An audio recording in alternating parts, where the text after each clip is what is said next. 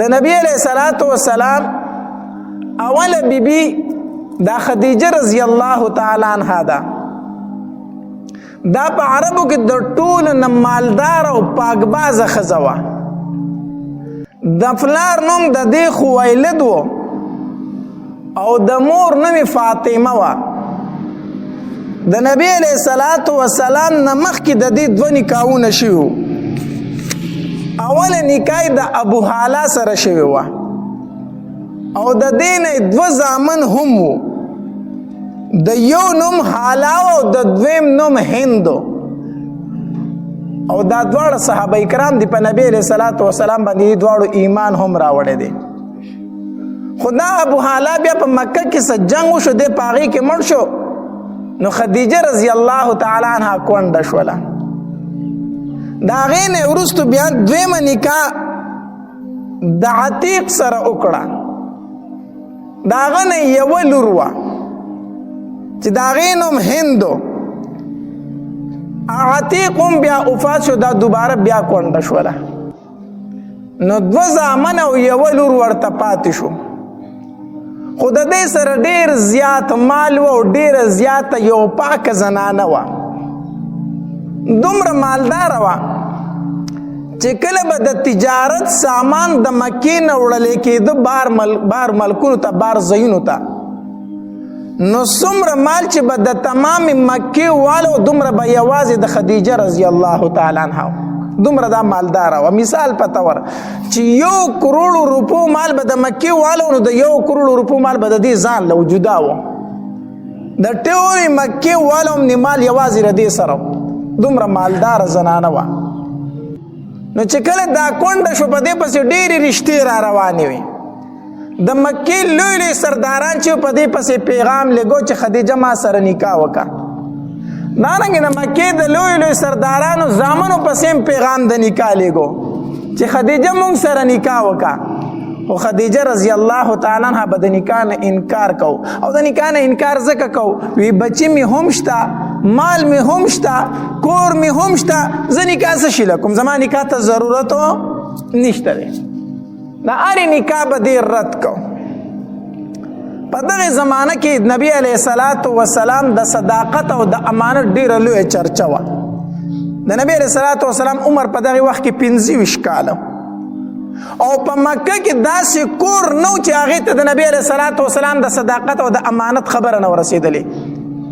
په مکه کې یو هلک دی د عبدالله زوی دی یتیم دی خو ډېر امانت والا انسان دی ډېر صداقت والا انسان دی. چرته دروغ نه وایي چرته په امانت کې خیانت نه کوي. د نبی علیه الصلوۃ والسلام دا چرچه په ټوله مکه کې خوره شوله. نو په دغې ورځ کې شام ته قافله تله د تجارت دپاره چې تجارت دپاره قافله تله نو دې خدیجه رضی الله تعالی عنها په نبی علیه الصلوۃ والسلام پسې سوال جواب وکړو. یاره کو دا ځل زما د تجارت سامان ته اوسې نو زه چې نور چاله څومره مزدوري ورکوم د هغې ډبل به تاله درکم. ځکه دې ته هم پته ولګېده چې ډېر رښتینی سړی دی ډېر امانتدار سړی دی. نو هر سړی دا غواړي چې زه خپل کاروبار داسې سړي ته حواله کړم چې رښتینی هم وي او امانتدار هم وي. نو خدیجه رضی الله تعالی پسې سوال جواب وکړو وی زما د تجارت سامان کو ته اوسې زه چې بل سړي ته څومره مزدوري ورکوم د هغې ډبل به تاله درکم. نبی علیه الصلوۃ والسلام وفرمایي زه به د خپل تره سره مشوره وکړم. ابو طالب ته وویل. ابو طالب هم په دغه وخت کې ډېره زیاته غریبي وه. نبی علیه الصلوۃ والسلام ته وفرمایل وی دا خو ډېره ښه موکه ده دا خو ډېره ښه موکه ده د خدیجه په شانتې زنانه خو په مکه کې نشته دا خو ډېره ښه زنانه ده خیر دی د هغې سامان ته تجارت له اوسه. نبی علیه الصلوۃ والسلام چې کله تجارت له روانېدو نو خدیجه رضی الله تعالی عنها فرمایل وی زم تجارت لزم ستا سامان وړم خو زما به یو شرط. څه شرط دی؟ شرط مې دا دی چې ما سره به خپل غلام ملګری کوي. ما سره به یو غلام څه کوي؟ ملګری کوي. دا دې دپاره چې خلک را باندې څه تهمت مهمت ونه لګوي چې ستا غلام را سره موجود وي چې هر څه په خپلو سترګو باندې ویني نو زما سره به خپل غلام لګي. خدیجه رضی الله تعالی عنها فرمایل دا شرط ماته منظور دی او د هغې یو غلام د هغه نوم میسره و. میسره سره ملګری کو خو چې کله میسره ته کنه خدیجه رضی الله تعالی ته فرمایل وی په د باندې نظر ساتي ته د هر ټایم حال احوال ما ته بیانای ځکه چې مکه کې لوی چرچا وده کنه د شرافت او د صداقت ډیر مشهورتیا وا نو خدیجه رضی الله تعالی فرمایل وی د یو حالت چې راشه ما ته بیانای نظر به پساته وی ټیک ده نبی علیہ الصلوۃ والسلام د خدیجه رضی الله تعالی مال تجارت واغستو روان شو چې کله بصری ته ورسېدل الته کې یوونه و داغي پسوري باندې دوی کېناستل چې کېناستل الته یو عبادت خانه و د عیسایانو داغه راهب وروته چې وروته نو الته کې کم خلک چې داغه ز اوسیدونکو هغه حیران شو وی دا راهب ترنه پورې بارته چرته د دې عبادت خانه نه بچا پسې نه دی راوته کو سره ملاقات کول غواړي دنه دي خو دې چاله روزي نه دا اول ځل چې دې قافلې د پاره و چې دا څنګه چل دی د وروته په دې قافله باندې داسې نظر اچي غیر چا پیره ګوري خلکم حیران دي نو چې په نبی علیہ الصلوۃ والسلام باندې سترګې ولګې دي کنه نو فورا ورغه د مټ نه ونیو فورا د مټ نه ونیو وی دا لک سوق د قام نسب سوق دی نه قافلې والا ورته ویل موږ ټول د قام نسب یو موږ د مکی یو کړه ټول د قام نسب خلک وی د سره سوق راغلی دي وی د سره غلام راغلی میسره هغه میسره وروغته وی دی خوراشه وی د دې الک په دسترګو کې دا سرواله همیشه وی او کدا په صرف وسته د بر سترګو کې دا سرواله چې کم دی دا همیشه وی او کدا په وسته صرف ناغه تو ویل وینا وی د بسترګو کې دا سرواله همیشه وی ځکه کله کله خسترګ خوک شي سره شي کنه د نبی علیہ الصلوۃ والسلام پسترګو مبارکو کې سری سری لکیری وی سری سری کرخي وی د نبی علیہ السلام پسترګو مبارکو کې وی د بر سترګو کې دا سرواله همیشه یو کدا به چې توس راغې د خوګونه وی نه د بسترګو کې دا سرواله همیشه وی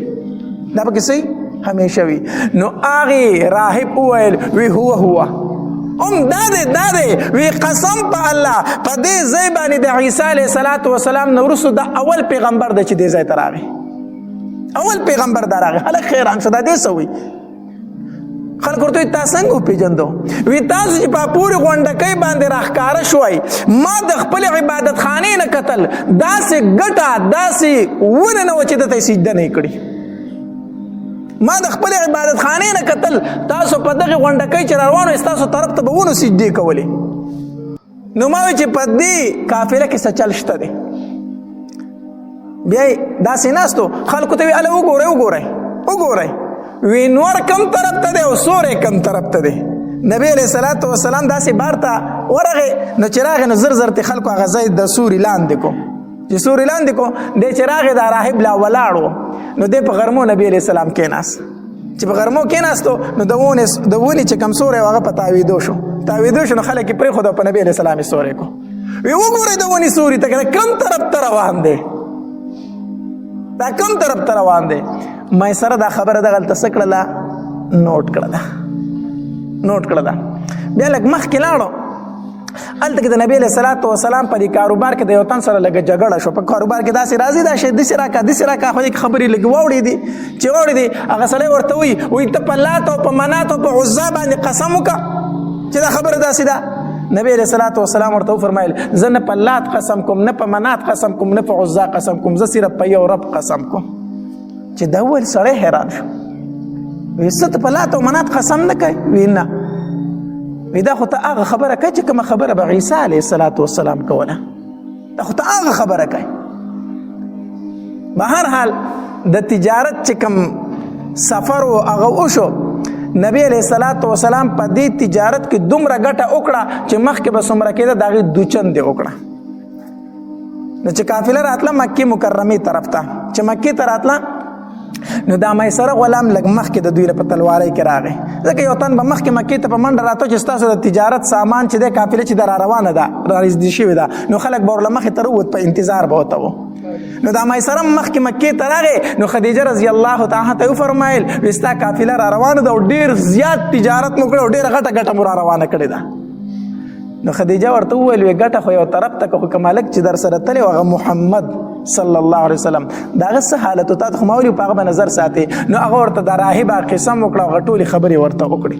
چې داسې حالاتو نو خدیجه رضی الله تعالی عنها کوټې ته اوختله په کوټه باندې ولاړه د تجارت دا قافله سیکي نو په کوټه باندې ولاړ ده. نو دا قافله چې څنګه راښکاره شو کنه، نو سره غارمه دي او د عربو ګرمي او د مکې ګرمي خو تاسو به لیدلي سره غارمه دي. نو خدیجه رضی الله عنها په کوټه باندې ولاړه ده. نو چې قافلې ته وکتل په ټوله قافله باندې سره غارمه دي او په نبی علیه الصلاۃ والسلام باندې وریځې سورې کړې دي، وریځې پې سورې کړې. نو هغې خپلو ملګرو ته چغې کړې یاله بره راوخیږئ. خپلې ملګرې راغونډې کړې وی یاله دې هلک ته وګوره دې محمد ته صلی الله علیه وسلم. نو ټول جینکۍ حیرانه شوې چې په ټوله قافله باندې غارمه دي او په ده باندې څه شی دی؟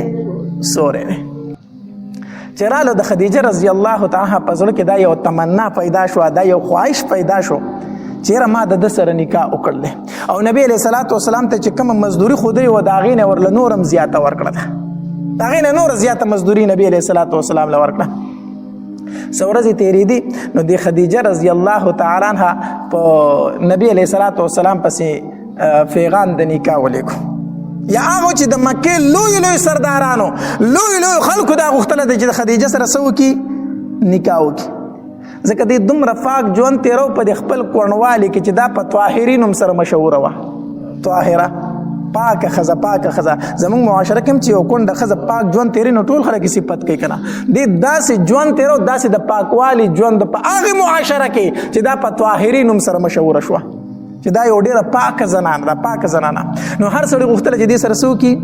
ښکلې هم وه، مال ورسره هم و، دینداره هم وه. نو هر سړی د داسې ښځې سره نکاح کول غواړي که نه. حدیث مبارک کې راځي نبی علیه صلات وسلام فرمایي وایي تنکح المرأة لأربعین، د ښځې سره نکاح کېږي د څلورو وجو نه: لمالها ولجمالها ولحسبها ولدینها. څلورو خبرو د ښځې سره نکاح کېږي، یا د څه د وجې نه؟ د مالدارۍ د وجې نه. نو مالداري د خدیجه رضی الله تعالی سره موجود وه. یا د څه د وجې نه؟ د جمال د وجې نه. نو ښایسته م هغه وه. یا د څه د وجې نه؟ د نسب د وجې نه چې وایي نسب یې ښه دی. نو نسب هم هغه د قریشو د خاندان وه. او یا د دین د وجې نه نو دومره پاک پاکه ښځه وه چې په طاهري سره مشهوره وه. نو هغه څلور واړه صفتونه په هغې کې موجود وو. نو هر سړي غوښته چې د خدیجه سره څه وکړي؟ نکاح وکړي. خو هغې د نکاح نه به انکار کو. هغې په خپله سوال جواب راولېږل په نبي علیه صلات وسلام پسې، وایي زه د ده سره نکاح کول غواړم. نبی علیه صلات وسلام وفرمایل وایي زه به د خپل تره ابو طالب سره مشوره وکړم. نو نبی علیه السلام د ابو طالب نه تپوس وکړو، وایي ما پسې خدیجه پیغام رالیږلی د نکاح، ته څه وایې؟ نو ابو طالب ورته وایي داسې په مکه کې بله زنانه پاکه نشته، ښکلې او مالداره ښځه نشته د خدیجې په شانتې. زه په دې نکاح باندې رضا یم، زه په دې نکاح باندې څه یم؟ رضا یم. نو د نبی علیه صلات وسلام تر شو ابو طالب او بل تر شو حمزه رضی الله تعالی عنہ او څه کسان ورسره نور شو. دوی روان شو او د خدیجه رضی الله تعالی پلار چې خویلد دا په دغه وخت کې وفات شوی و، خو ترې ژوندی او عمر ابن اسد د موجود و. نو د هغې تر شو څه کسان شو او د خدیجه رضی الله تعالی کور ته ورره او هلته یې نکاح وتړله، هلته یې نکاح وتړله. اوس هم چې څوک مونږ نکاح کوو که نه نو د جنۍ کور طرف ته ځو، هلته نکاح کوو که نه، هلک کور کې خو نکاح نه کېږي که نه. نو نبی علیه صلات وسلام ترونه شو او ورله او د خدیجه رضی الله تعالی په کور کې د خدیجه نکاح وتړله. نکاح ورله خپل تره ابو طالب وتړله. ابو طالب صاحب صاحب ورته ځکه وایو که نه چې د نبی علیه السلام ډېر خیال ساتلی دی. نور اگر چې کافر د دنیا نه تلی دی، کافر د دنیا نه تلی، خو د نبی علیه السلام ډېر خیال ساتلی دی.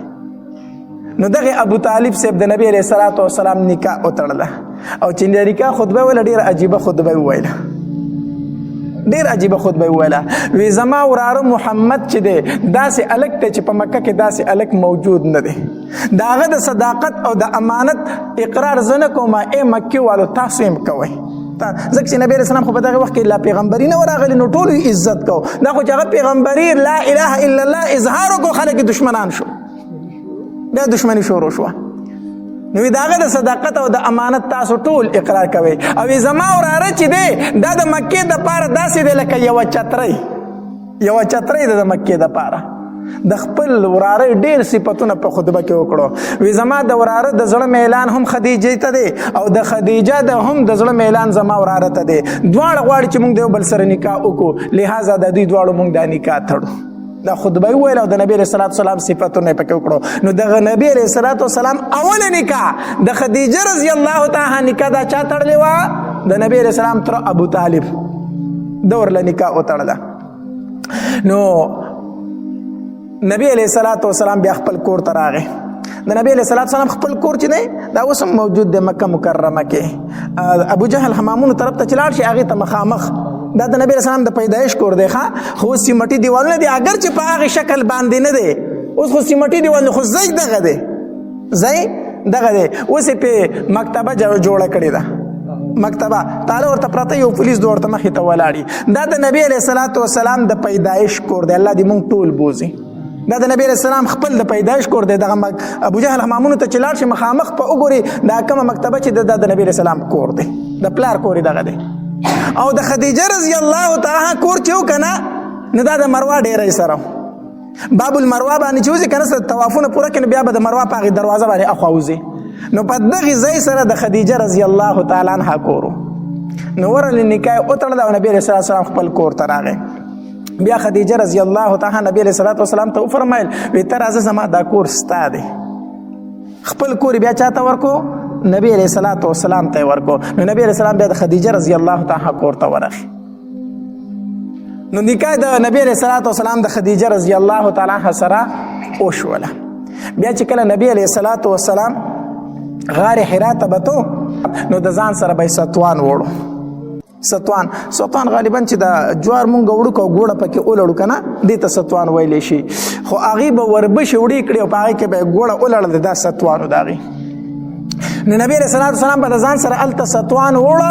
هلته به یې 10 ورځې یا 20 ورځې یا میاشت به یې تېروله او بیا به راته چې خوراک به ختم شو بیا به راغی. هلته به یې د الله تبارک وتعالی عبادت کو. نو خدیجه رضی الله تعالی عنها پسې کله کله خوراک وړو په نبی علیه السلام پسې هلته به پسې تله. نو ته چې کله غار حرا ته وخیږې که نه نو تا ته به بیا پته ولګي چې خدیجه رضی الله تعالی کم محبت و د نبی علیه السلام سره. په یوه ګنټه کې خو چې چاک سړی وي هلته ختی شي صرف هغې سر ته به وخیږي او چې کله سر ته وخیږي بیا چې هغې غار ته په ښکته کوزیږي نو لاس په لګی او ښکته به کوزیږي. دومره مشکل ځای دی. او چې هغې غار کې کښېنې که نه نو بیت الله شریف تی بالکل په ډاګه دی. نو نبی علیه السلام په غار حرا کې ناست او کعبې شریفې ته به یې کتل او د الله عبادت به یې کو. نو خدیجه رضی الله تعالی به یوازې روانه شوه زنانه ذاتو او د ځان سره به یې خوراک واخیست او هلته به یې نبي علیه السلام لوړو. یقین په الله وکړه که نه چې کله غار حرا ته وخیږي که نه او د خدیجه رضی الله تعالی عنها دغه قرباني را یادې کړي نو د زړه نه به دې بې اختیاره دعاګانې ورته خیچي. بې اختیاره دعاګانې به د خدیجه رضی الله تعالی زمونږ به څه دعا خو دا زړه به دې خوشحالېږي چې خدیجه یقینا تا زما د محبوب سره ډېره مینه کړې ده. ته زنانه ذات وي په دې خوشي غرونو کې او دومره ګران ځای ته به راتلې او تا به د نبي علیه السلام د خوراک څښاک انتظام کو. یقینا ته زما په محبوب باندې ډېره مینه وي. هلته به تا ته پته ولګي. نو یو ځل نبي علیه السلام غار حرا کې ناست دی فرشته راله په انساني شکل کې او د نبي علیه السلام سره خواته کېناسته او نبی علیه السلام ته وی اقرأ وایه. نبی علیه السلام ورته فرمایي ما انا بقارئ زه خو لوستونکی نه یم څه ووامه. نو فرشتې ورله داسې غاړه ورکړه نو زور یې پرې وکړو. نو چې زور یې پرې وکړو نو بیا ورته وایي اقرأ. نبی علیه السلام ورته بیا فرمایي وایي زه خو لوستونکی نه یم نو بیا یې ورله څه ورکړو زور ورکړو. نو په درېیم ځل ورته بیا وایي اقرأ. نو نبی علیه السلام فرمایي ما انا بقارئ. نو په درېیم ځل یې بیا څه ورکړو زور ورکو. نو فرشته لګیا شوه وی اقرأ بسم ربک الذي خلق الانسان من علق اقرأ وربک الاکرم الذي علم بالقلم علم الانسان ما لم يعلم. دا آیاتونه څه شو نازل شو.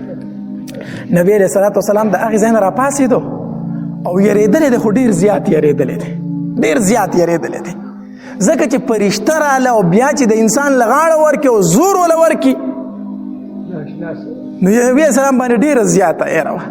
نو کور ته راغې نو عایشه خدیجه رضی الله تعالی چې خواله چې راورسېدو نو وی زملوني خدیجه ما په څادر کې پټ کړه زما ساړه کېږي. نو نبی علیه السلام پرېوتو او خدیجه به پې زر زر څادرې راواچولې.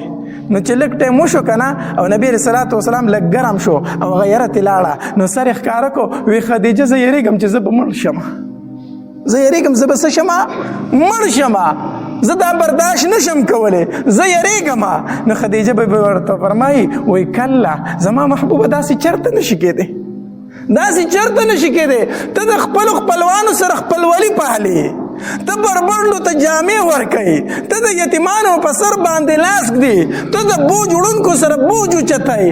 ته خو چې څومره د خیر کارونه دی هغه کوي، الله به تا چرته نه رسوا کوي، الله به تا چرې نه رسوا کوي. داسې مه کې نشي کېدی. د دې نه معلومه دا شوه که نه چې څوک د الله د بندګانو سره ښېګړه کوي که نه، الله د هغه حفاظت کوي. الله د هغه څه کوي؟ څوک چې د الله د بندګانو ښېګړه کوي، الله د دغه انسان حفاظت کوي. نو خدیجه ورته فرمایي وایي ته خو د کونډو د رنډو د یتیمانانو حفاظت کوي، الله به تا څنګه رسوا کوي؟ داسې نشي کېدی. دې ته وایي ښځه. ښه دې ته څه وایي؟ ښځه. ښځه هغه ده چې سړی ډېر زیات بار ستړی شي، بوج پرې راشي، خفګان پرې راشي، ټینشن پرې راشي، دې کور ته راشي، نو دا ښځه یې ورته وایي سړیه فکر مه کوه، الله به خیر کړي، ته ولې دومره ټینشن اخیستی؟ دا به خپل خاوند له تسلي ورکوي. دې ته پته ده زما په خاوند باندې بوج دی، فلحال خفګان دی ورته، نو دا د خپل خاوند ته داسې تسلي ورکړي چې د زړه خفګانونه وله ختم کړي. لکه حدیث مبارک کې راځي، نبی علیه الصلاة والسلام فرمایي وایي خدیجه چې ما له تسلي راکړه زما یې زړه سپک کو، زما یې څه کو؟ زړه یې راله سپک کو، داسې تسلي وله ورکړه. بیا ورته وایي خدیجه بیبي وایي زما د تره زوی دی ورقه ابن نوفل، هغه د انجیل لوی عالم دی، راځه چې هغه خواله دی بوزمه. نو نبی علیه الصلاة والسلام یې بوز د ورقه ابن نوفل خواله، هغه لوی عالم و. نو هغه ته وایي ای د تره زویه ته د دې وراره دا خبرې واوره چې دې څه وایي. نو نبی علیه الصلاة والسلام ورته د غار حرا هغه ټوله قصه یې وکړه. نو چې ټوله قصه یې ورته وکړه نو ورقه ابن نوفل ورته وی قسم په الله د اخري زمانې هغه پیغمبر هم ته یې، د اخري زمانې هغه پیغمبر هم ته یې، خو کاش چې زه ژوندی وې چې ته مکې والو د کلي نه ایستې چې ما ستا امداد کړی وې، چې ما ستا څه کړی وې؟ امداد کړی وې. نو نبی علیه السلام حیران شو، وی ما به مکې والا وباسي؟ ولې به ما وباسي؟ زه خو د چا سره بد نه کوم، زه خو دلته د هر چا سره ښېګړه کوم، نو ما به مکې والا وباسي؟ او زما خو لوی خاندان دی، نو ما به خلک څنګه وباسي؟ ورقه ابن نوفل ورته وفرمایل وی او دا ته چې به کومه خبره کوي دا چې چا کړې دا خلکو د کلي نه ایستلی دی، خلک د کلي نه څه کړی دی؟ ایستلی دی. خو بیا چې کله نبی علیه الصلاة والسلام باندې پیغمبري راله که نه، او نبی علیه السلام د مکې نه وته، نو په دغه ټایم کې ورقه ابن نوفل وفات شوی و. بیا چا د نبی علیه الصلاة والسلام نه تپوس وکړو، وی ورقه ابن نوفل چې دی دی د دنیا نه مسلمان تلی دی که کافر تلی دی؟ ځکه چې ته کله د مکې نه وتې او ستا باندې کله اخو په ټایم کې وفات شوی و. نو نبی علیه الصلاة والسلام ورته وفرمایل وی ما ورقه ابن نوفل په خوب کې ولید چې په سپینو جامو کې و، په سپینو جامو کې. نو علما لیکي وی مړی چې په سپینو کپړو کې ویني دا د هغه د بخاني علامت دی، دا د هغه د خوش قسمتۍ او د خوشبختۍ علامت دی چې کله مړی په خوب کې ویني په سپینو کپړو کې، دا د هغه د مغفرت علامت دی. نو نبی علیه الصلاة والسلام فرمایل وی ورقه ابن نوفل ما په خوب کې ولیدو چې په سپینو جامو کې، په سپینو جامو کې، هغه بیا وفات شوی و. نو نبی علیه الصلاة والسلام بیا کور ته راغی، کور ته راغی 3 کاله پس نبی علیه الصلاة والسلام بیا غار حرا ته لاړ، غار حرا ته لاړ. نو چې د غار حرا نه واپس راتو نو اخکه فرشته بیا ده وی د اسمان په کنارو باندې او د اسمان دا کنارې ډکې کړي دي، اسمان کنارې ډکې کړي دي. بیا هغه فرشته ولیدله، بیا هغه فرشته. نو چې کور ته بیا راغی بیا پې تبه راغلې ده. نو خدیجه بیبي ته فرمایي وی دسروني په ما باندې څادرې راواچو، ما پټ که تبه راله. الله تبارک وتعالی آیتونه نازل کړو، یا ایها المدثر قم فانذر وربک فکبر. اے صادر اغوستون کیا صادر به نور نه غوندي، پاسه ستا په ذمه باندې یو کار ولګېد. قم فانذر خلق ويروا د الله د عذاب نه، وربک فکبر د الله لوی بیان کا، د الله لوی بیان کا. پاسه نور ستا د ملاست ټایم نه دی اوس پاسه. بس خدیجه بیبي ته وفرمایل وی الله په ما باندې وحی نازل کړه. لومبه تصدیق خدیجه بیبي وکړه، د الله پاک پیغمبره ته د الله پیغمبر او ما پتا ایمان راوړو. الله نو په زنانو کې د ټولو نه اول ایمان چا راوړی دی؟ خدیجه بیبي. په زنانو کې اول ایمان خدیجه بیبي راوړی دی، په سړو کې اول ایمان چا راوړی دی؟ ابو بکر رضی الله تعالی عنہ. او په الکانو کې اول ایمان چا راوړی دی؟ حضرت علی رضی الله تعالی عنہ، حضرت علی رضی الله تعالی عنہ. الله نبی علیہ الصلوۃ والسلام او خدیجه بیبي یو ځل ولاړ دي، بس د هغه زمانه چې کوم عبادت هغه به کو 2 رکعات نفل منځ به کو، 2 رکعات نفل مونځ به کوو. نو نبی علیه الصلاة والسلام ولاړ دی، خدیجې په شاته ولاړه ده مونځ کوي. نو علي رضی الله تعالی ولیدل، نو تپوس یې ترې وکړو، وایي د تره زویه دا څه دي، دا څه کوئ؟ نو نبی علیه الصلاة والسلام ورته وفرمایل، وایي الله زه پیغمبر جوړ کړی یم، په ما باندې ایمان راوړه علي. نو علي رضی الله تعالی فرمایل، وایي زه به د پلار سره مشوره وکړم د ابوطالب سره، هغه سره به څه وکړم؟ مشوره وکم. نو نبی علیہ الصلوۃ والسلام ورته فرمایل علی په ما باندې به خلک نه خبرای، کو ایمان راوړي راوړه، کو نه راوړي خو هغه ته سوایا ما، هغه ته سوایا ما. علی هو چراغه څنګه چې سار شو په خپل راغی، وی د الله پاک پیغمبر ما پتا باندې ایمان راوړی دی، ما پتا باندې ایمان راوړی دی. الله نو بیا په علی رضی الله تعالی سره وړو ایمان راوړو. بیا د نبی علیہ الصلوۃ والسلام په زوجیت کې په نکاح کې خدیجه رضی الله تعالی عنها 25 کاله پاتې شوه، 25 کاله، او 25 کاله پس بیا نبی علیہ الصلوۃ والسلام نه جدا شوه، وفات شوه. خدیجه رضی الله تعالی عنها وفات شوه او الته په جنت المعلا کې دفن ده، په مکه مکرمه کې. الته هغه بچیم دی او هغه ورسره دفن ده، بچیم دفن دی او هغه دفن ده.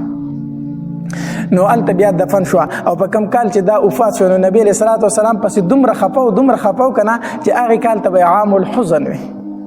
نبی علیہ السلام به فرمایي دا زما د غمونو کال دی، دا زما د غمونو کال دی، عام الحزن. ما نه هغه بیم جدا شو چې مال به تسلی راکوله، د غمونو کال.